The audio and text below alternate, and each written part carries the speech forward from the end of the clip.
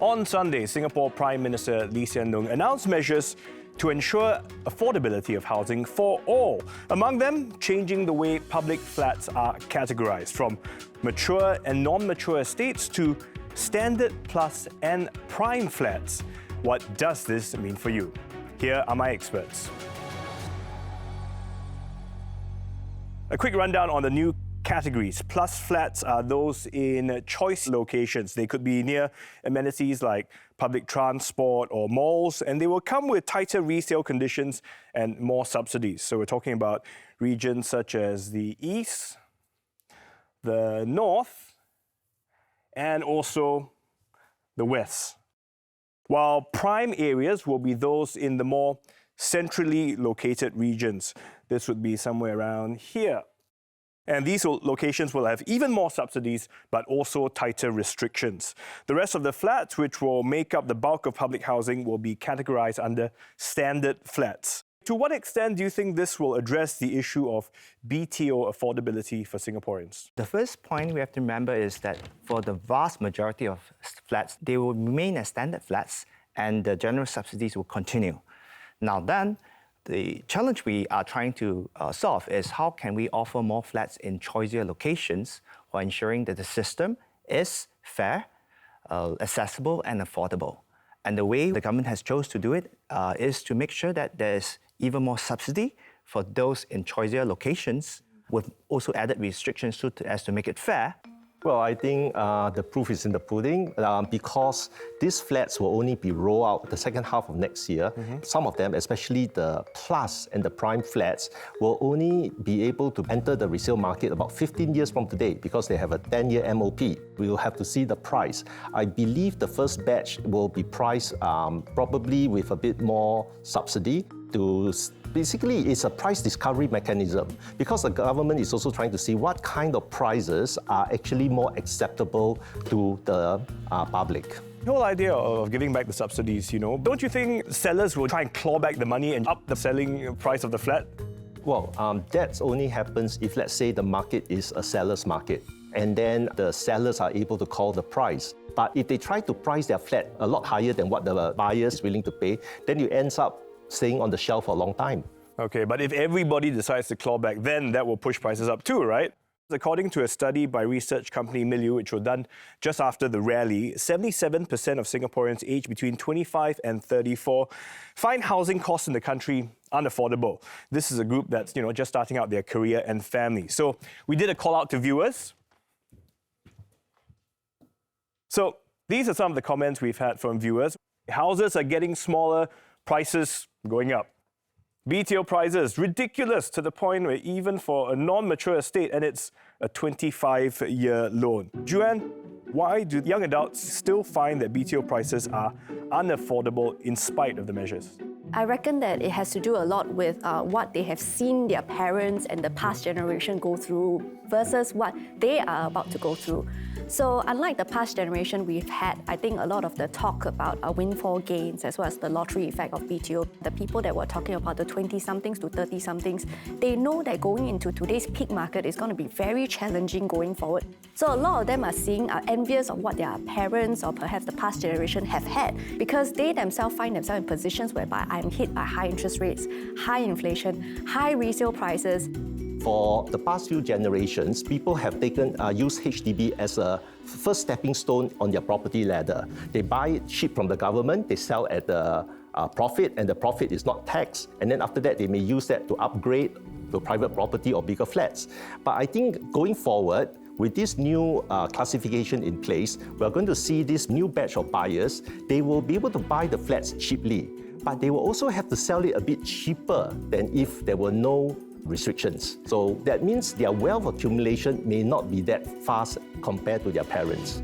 I'd like to add on to what was said. First, let's unpack the comments about BTO prices are getting more expensive in non-mature estates. There's also some statistics which shows that over the years, the average BTO prices throughout Singapore has indeed creeped up. But there's also another good reason, which is that over the years, we have, in response to people's requests, built more houses, BTOs, in the mature estates. And logically, to be closer to their parents, to closer to their amenities. Precisely because of that, that's why the average new BTO prices has creeped up once you vary the mix. I think MND shared that actually if you look at non-mature estate houses, over the 10-year period, they have actually stayed very similar. But Joanne, is that what you sense? First of all, they can't get a ballot number or they can't wait to get a BTO. Yeah. So I guess while in the long run, I think this classification of BTOs will sort of like have an impact in terms of the supply and regulating the prices that come on. But the more immediate need for housing, which is your resale flats, do not have a control on the prices and they're still going up and up and up every single month. The number of applicants is consistently higher than the number of BTO flats that are launched. Doesn't HDB foresee the demand?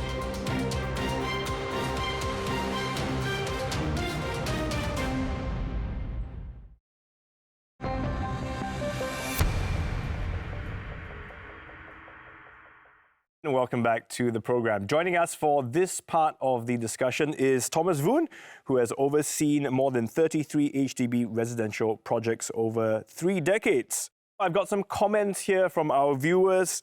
They talk a lot about the waiting time. They said, I've heard countless stories of people applying, 6 to 8 times across the years, This guy got it on their 10th try. It took them 3 years. Sad to say, getting a BTO is like striking lottery, I mean, it's a bit of a gamble almost. I tried to get BTO once and numerous times for sale of balance. I can just never get it. Poor chap. Okay, I want to show you another chart. Now, this gives you an overview of the BTO application for 3-room and bigger flats. You can see that the number of applicants is consistently higher than the number of BTO flats that are launched. Take example 2019 here. So we see how significant difference in that. 45,000 applicants for about 10,000 BTO flats. That's a 1 in 4 chance of getting a BTO flat. Maybe Nick, you go first. A spike in applications, especially in 2019. Why do you think that happened? Well, firstly, the property market, especially the HDB resale market, was just coming out from a doldrum. Prices was falling from 2013 to 2019, and 2019 it hit bottom and start to climb up. So people, there were more interest now for people to enter the market because they think that, prices at the bottom, I better buy now. And then in 2020, we were hit by the pandemic. So that actually affected the construction industry. It slowed down, but people were still interested to buy their flats. Right? So as a result, we see this huge spike in BTO applications, but the supply wasn't catching up. Doesn't HDB foresee the demand? We have our demographic numbers, but we have to remember that the market is not just driven by demographics, but also by the property cycle and also by, let's say, sentiments. In the 90s, there was a boom. And there were close to 150,000 people in the queue. The wait time was up to 7 to 8 years. Then Asian financial crisis happened in 1997, and straight away the queue practically disappeared. And then the government was left with 31,000 flats, which were unsold. But Nicholas, can we not build more in advance? Yes. Well, actually, in all fairness, the government has done that last year and this year. They have rolled out 23,000 flats last year, and they are prepared to do that again this year. But demand is much more flexible than supply, right? Yes. People's sentiments can change just overnight. If, let's say, the government offers BTO projects in very choice locations, you get a lot of people going in to apply, so that you see that red column spike up. But with these new categorizations that is coming in, that with more restrictions and so on, we could see a more moderation in the demand for such prime and plus flats. I want to share another comment with you. Not affordable resales at good locations are minimum 750,000. This is a really steep number. For those who, especially who can't get a BTO flat, applying for a resale flat is their next best option. But with prices like that, they're saying, who can afford it? That's exactly what we're trying to achieve through the prime and the plus model, to ensure that as many Singaporeans of all income group can have a chance to live in choice locations. Resale flat prices have spiked by more than 30% since 2020. How might this new category impact resale prices? We're going to see a two-tier HDB resale market. Eventually, firstly, we're going to see HDB resale flats that are under this new category. Their prices might be a bit more moderated going in the future, but we also see a large portion, almost 1 million HDB flats that do not face the same restrictions that will be introduced. So these flats, their prices are already starting to rise. Their owners are already starting to ask for higher prices because they come with less restrictions. Their MOP period is only 5 years versus the 10 years, especially if they are in prime locations. So we may still see million-dollar flats occurring from time to time in the property market. But there's also another factor that is actually causing these HDB resale prices to be pulled out, and that's the prices of private condos. You see, the prices of private condominiums, despite the numerous rounds of cooling measures, 90% of the buyers are Singaporeans, and the richer Singaporeans are able to afford this. And the prices of private condominiums, as they rise, it creates this vacuum which actually pull up the prices of resale HDB flats in prime location, like for example, in Bishan, in the more central area, Toa Payoh, Ang Mo Kio, and so on, near MRT stations. That number you quoted, $750,000. A 3-bedroom condominium, probably in that same location, will probably cost $1.5 to $2 million. Okay. So typically, you see that gap. If someone cannot afford that private condo and need a 3-bedroom unit, they will buy a 3-bedroom HDB flats. Okay. And that demand will drive up the prices. There are certain groups who have been more heavily affected by rising resale prices. Let's take a look at this clip. I'm a single mom of 4 children who just recently got divorced. My house will be sold, and I was looking for houses, and I realized that BTO, I had to wait 3 to 4 years. So I was looking at the resale flat. Resale flat for me as a second applicant is too expensive because a lot of grants is not available to me. Even if I get a HDB loan and get a cheaper, less furnished flat at non-mature estate, I need to do renovation, which also costs a lot of cash. Where do I get the cash? It's impossible for me to get a house in this way. So we've heard what Geraldine has to say, and there are others who feel similar. You know, they're single. They say a 3-room resale costs, $450,000 to $500,000. They still feel that it's out of reach for them. What can we do to help applicants like them with resale flats? Henry, what do you think? The resale subsidies have increased over the years, so that will address some part of it. The second thing is that it is true that during the COVID period, the option of buying it from HDB were much reduced, so therefore they're pushed to resale. But I think that moving forward, the situation will be very different with the supply coming online. Joanne, let me ask you, because you have clients in this situation, right? Hearing what Henry has said, the subsidies, is that all enough? In her case, she's divorced, but there are also single, unwed mothers who have kids who cannot then go into any of these schemes that are left out of the picture. So I wouldn't say that there's a large group of them, but there is a certain group of them that, apart from receiving assistance, they are actually left out from the normal path of, how to get an HDB. The other thing that I want to touch on is that when the enhanced CPF grants were introduced, there were some considerations from sellers to then inbuild the subsidies that they know that the buyers are about to receive and stand firm at the very least on the asking price of their HDB houses. This can't be regulated because they are already off the hands of the government, and without any regulations in the resale flats, it will continue to be unaffordable to some part of the communities. So I understand exactly the situations you are describing, but I also want to refer back to Nicholas' point is it depends on whether it's a seller or a buyer's market. In my analysis of the Singapore property price trend over the last 25 years, the seller's market actually, most of the time, because the economy is doing very well, household income is rising and so on, so the periods when prices are rising actually is more often than when prices are falling. But on the point of singles or divorcees or single mothers, I think they are the people who fall through the cracks. And we cannot have a system which is a one-size-fits-all. Sometimes there need to be certain flexibility, or yes, it might be a case-to-case basis, but I think these people are Singaporeans and they do deserve help from the authorities. Okay. Well, let's talk a bit about supply, because HDB has said that it's prepared to launch up to 100,000 new flats between 2021 and 2025. But what else can be done to increase productivity at sites? Let's take a look at this clip. This is an e-trolley used in construction sites to transport materials like cement. It can carry double the volume of what a worker can carry on a wheelbarrow. There's also a building information modeling system which uses 3D models and maps out the sequences for every step of the construction process. This puts all designers and contractors on the same page and cuts down the time needed to rework any potential mistakes.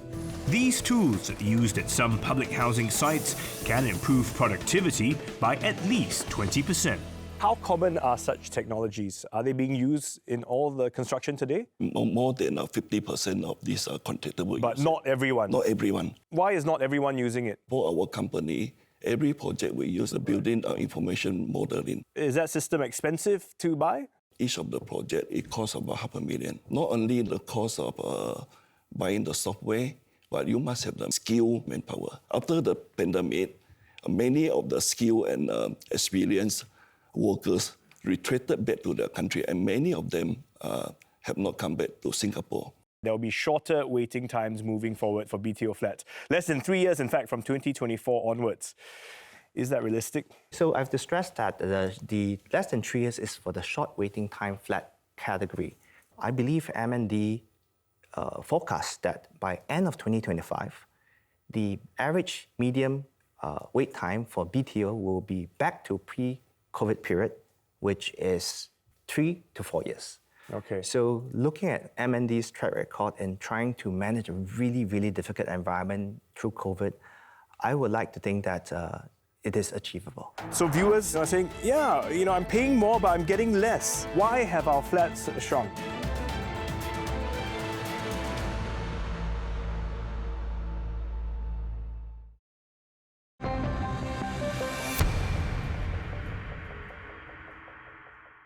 Welcome back. We've got a new guest for the final part of this discussion, Michael Leong. And I want to turn our attention to the future of housing for Singaporeans. Now, standard BTO flats would still make up most of our public flats, but with little land left to develop here in Singapore, many estates are becoming more well-connected and developed. Wouldn't that also mean that BTO prices of all estates actually would continue to go up in the coming years? If the Singapore economy continue to do well and household income continue to grow, people become richer, some of this will leak into the economy as inflation. Hawkers will start raising their prices. Also, the other thing is that a lot of our construction material, I think over 90% are imported. Right, steel, cement, sand, the energy like the diesel used to drive the machinery, they're all imported. So some of these costs are beyond our control. So yes, prices will continue to rise. So should we then be looking at other more aggressive measures to help keep housing more affordable? For instance, selling more flats with a shorter lease period beyond those affected by the SIRS buyout so that the upfront cost of it is cheaper? I would personally not suggest that for most young families, because Why not? Home is a place that you need to feel secure. It's a center of rootedness in the country. So I personally feel that 99 years is about right, and we should not reduce that anymore. I think the other dimension that we should consider is really the effect on the community, because it requires a long time for us to build bonds with the community, and sometimes across multiple generations. So if leases becomes very short, that actually might have an impact on how long do families stay in the community and therefore form long-lasting bonds, and maybe even their children to form bonds with other children. We've seen a lot of older estates with very strong bonds among the community. I want to share a comment with you. Houses are getting smaller, but prices are going up. So this is an example of a 5-room flat. We compare it from 1993 to 2021. And we can see that flat sizes have dropped by almost 10%. So viewers are saying, yeah, I'm paying more, but I'm getting less. Why have our flats shrunk? Michael? If you look at the absolute size of the flat unit, it might have reduced slightly somewhat. But if you look at the average size of every unit per capita, based on the number of people who are living in this family, it actually has remained pretty consistent. with maybe very slight adjustments over time.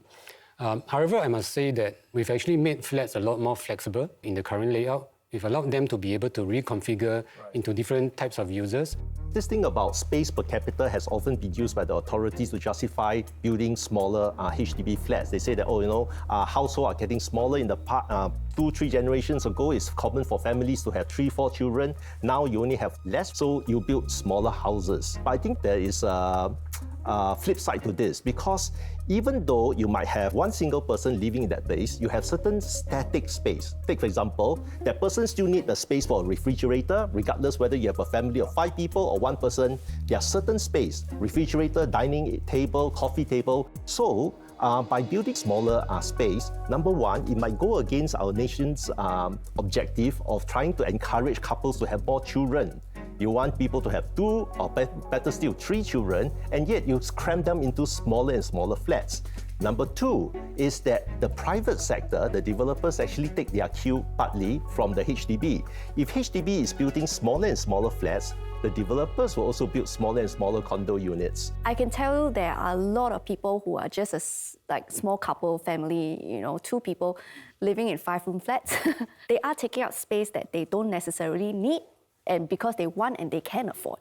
But some would argue, don't we all aspire to have a nicer home, a bigger home? Yeah, but I think at the end of the day, it's also to prioritize those people who need the space more than someone else who can wait a bit longer if they do not have kids, for example. Now, they can then, look at some other options in the resale market.